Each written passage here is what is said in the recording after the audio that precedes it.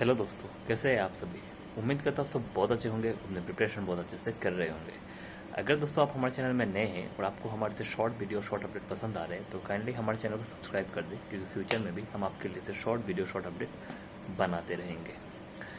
दोस्तों, एक constantly query थी, मैंने बहुत सारी यूट्यूब के जो वीडियो होते हैं जो आरआरबी पीओ रिलेटेड या बहुत सारे एग्जाम्स के रिलेटेड, मैं एक चीज़ बहुत ही कॉमन नोटिस करता हूँ कि आप में से बहुत सारे कैंडिडेट्स जो है उनके मन में एक हमेशा डाउट रहता है नॉर्मलाइजेशन को लेके बहुत ही डाउट है और बहुत ही मिसकंसेप्शन भी है।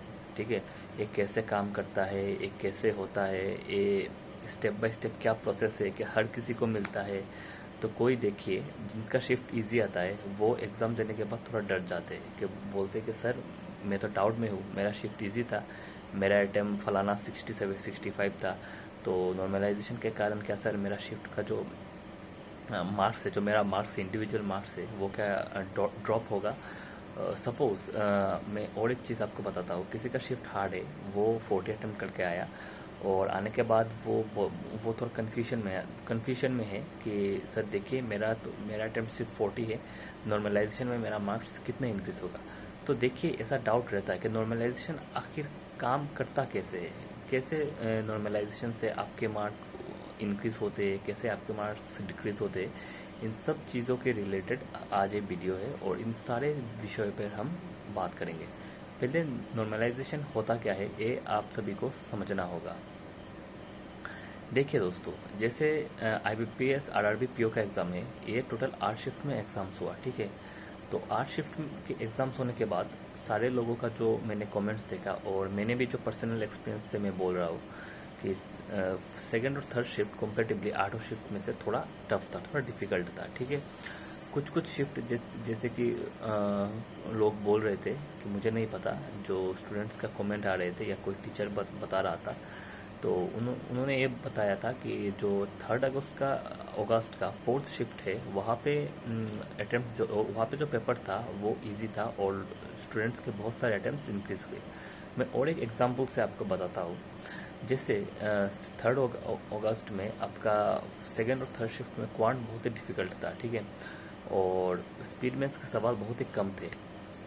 पर हम 4 अगस्त में जब हम एग्ज़ाम के एनालिसिस कर रहे थे तब हमने देखा कि वहाँ पे जो स्पीड मैथ्स के क्वेश्चन थे वो बहुत ही ज़्यादा है।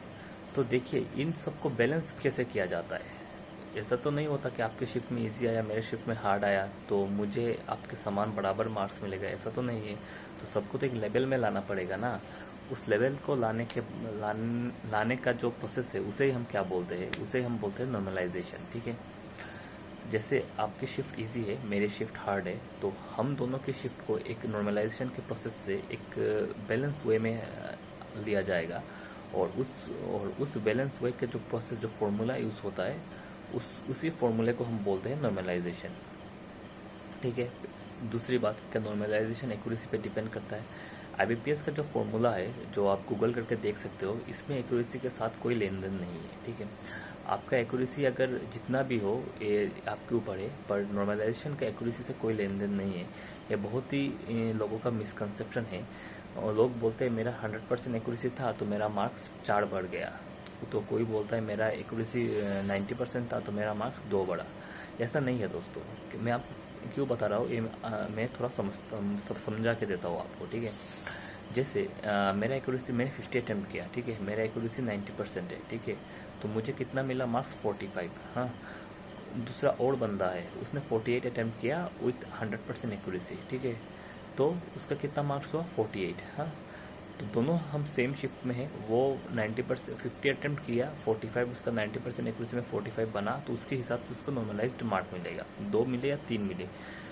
मैंने 48 अटैम्प्ट किया, तो अगर मेरे शिफ्ट में 2 नॉर्मलाइज्ड मार्क हो रहे हैं तो मैं उसी हिसाब से मेरे मार्क्स इंक्रीज होंगे। ठीक है, तो उम्मीद करता हूँ नॉर्मलाइजेशन के बारे में आप सभी को जो बेसिक जानकारी है वो पता चल गया है।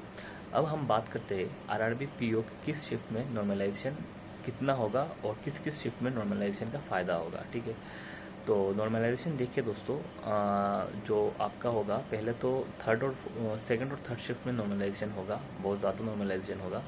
क्योंकि इसका जो क्वांट सेक्शन था वो बहुत ही टफ था, और इसके लिए जो नॉर्मलाइज्ड मार्क है आपने देखा 1 अगस्त 4th शिफ्ट इजी था, 4th अगस्त में 3rd अगस्त 4th शिफ्ट की बात कर रहा हूँ। उसके बाद मैंने 4th अगस्त आपका जो क्वांट का बात है मैं उसकी रिगार्डिंग बात कर रहा हूँ। तो इन 5 शिफ्ट में जो मैंने बताया है, इन 5 शिफ्ट में क्वांट बहुत ही ईजी आया, तो इसके रिगार्डिंग आपका नॉर्मलाइज्ड मार्क्स सेकेंड और थर्ड शिफ्ट वालों को मिलेगा। 3rd अगस्त फर्स्ट शिफ्ट को भी नॉर्मलाइज्ड मार्क्स मिलेगा, बिकॉज उनका पेपर भी थोड़ा बाकी जो पाँचों शिफ्ट हुए हैं हमारे, जैसे 3rd अगस्त के लास्ट शिफ्ट और 4th अगस्त के सारे शिफ्ट, मैथ्स की बात कर रहा हूँ सिर्फ, तो उस सब में आपको नॉर्मलाइज्ड मार्क्स मिलेगा। तो फ़ायदा होगा, मैथ्स सेक्शन की बात कर रहा हूँ आपका 1 अगस्त 3rd अगस्त फर्स्ट शिफ्ट, 3rd अगस्त सेकेंड शिफ्ट और 3rd अगस्त थर्ड शिफ्ट। सबसे ज़्यादा नॉर्मलाइज्ड मार्क्स किस में मिलेगा? 3rd August second and third shift को, ठीक है। तो आप लोग बोलोगे सर 4th अगस्त में तो रीजनिंग बहुत टफ आया, तो हमें क्यों नहीं मिलेगा? देखिए दोस्तों, रीजनिंग की बात भी मैं कर रहा हूँ, उसके बाद सब ओवरऑल में बात करूँगा, तो मैं रीजनिंग की बात भी आप सभी से कर रहा हूँ। रीजनिंग में क्या हुआ ना, रीजनिंग जैसे आप रीजनिंग 3rd अगस्त में रीजनिंग ईजी आया, 4th अगस्त में रीजनिंग थोड़ा चेंज हो गया, थोड़ा घूमने के बाद थोड़ा ट्रिकी आया, लोग फंस रहे थे पजल्स में, ठीक है। पजल्स के अटेम्प्ट जो आप देखोगे 25 to 30 था, और उधर कितना था 33+, 3rd अगस्त में रीजनिंग का एवरेज अटेम्प्ट था। मैथ्स थोड़ा ढीला कर दिया, रीजनिंग थोड़ा अप कर दिया। तो 4th अगस्त वाले जितने भी लोग हैं उनको 3rd अगस्त के कॉम्पेटिवली थोड़ा बोनस मार्क मिलेगा। किस सेक्शन में मिलेगा? रीजनिंग में, ठीक है। पर रीजनिंग में कितना बोनस मार्क मिलेगा? मैथ्स से थोड़ा कम मिलेगा बोनस मार्क। जी हाँ दोस्तों, मैथ्स से थोड़ा कम, क्योंकि आप सब जानते ही हो रीजनिंग में अटेम्प्ट्स कम हुए हैं, ड्रॉप हुए हैं, पर कितना ड्रॉप हुए? मैथ्स के कंपेरेटिवली इतना ज़्यादा ड्रॉप नहीं हुआ। मैथ्स में लोग 13-14 ऐसे करके आए हैं, ठीक है। रीजनिंग में हर शिफ्ट में भी मॉडरेट शिफ्ट में बताऊंगा 4th अगस्त वाले को रीजनिंग के लिए, उनको ऐसे शिफ्ट में भी देखिए 26-27 अटेम्प्ट्स हुए हैं। मैथ्स की तरह नहीं है, और मैथ्स में आपका वैसे पकड़ लीजिए 18 तो आपके स्पीड मैथ्स के थे, और बाकी सब मिला जुला के लोग 24-25 तक कर रहे थे। हम 27 रीजनिंग में ऑन एन एवरेज मानते हैं, और 25 इधर हम ऑन एन एवरेज हम क्वांट्स में मानते हैं, ठीक है। कोई 18 मार्क्स था तो स्पीड मैथ्स था 24-25। अगर आप एक DI भी करते हो फिर भी कितना था 24 आता है। तो मैं 24 एक नॉर्मल स्टूडेंट स्कोर कर रहा था वहाँ पे, हाँ। तो 4th अगस्त में एवरेज अटैम्प्ट देखिए हर किसी न किसी तरीके से 50 क्रॉस कर रहा था, हर का नहीं मैक्सिमम का क्रॉस कर रहा था 50 to 50।